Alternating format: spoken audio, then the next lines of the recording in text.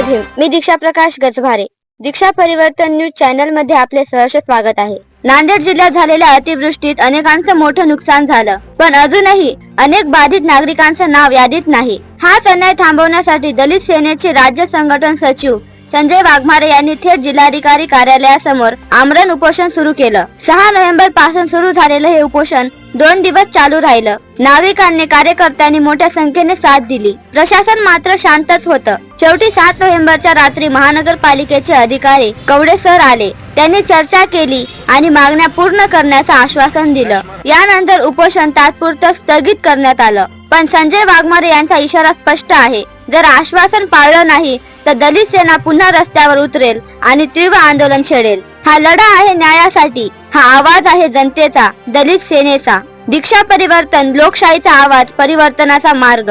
जय हिंद, जय भारत, धन्यवाद। पालिका प्रशासनाने आपल्या ह्या उपोषणाची दखल घेऊन एक पत्र आपल्याला दिलेलं आहे।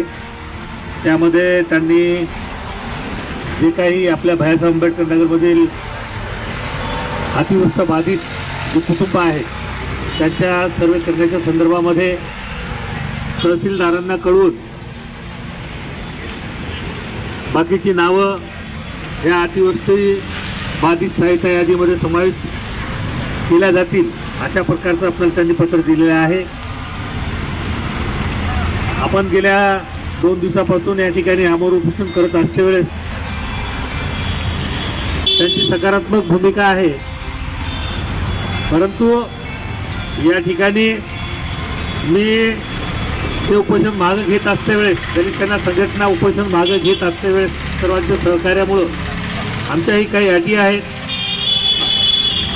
ही जी मागणी आहे आमची, की जे लोक यादीमध्ये आलेले नाही ते लवकरात लवकर त्यांनी तो प्रयत्न करावा, अन्यथा पुन्हा आमची संघटना या प्रश्नावरती आंदोलन छेडेल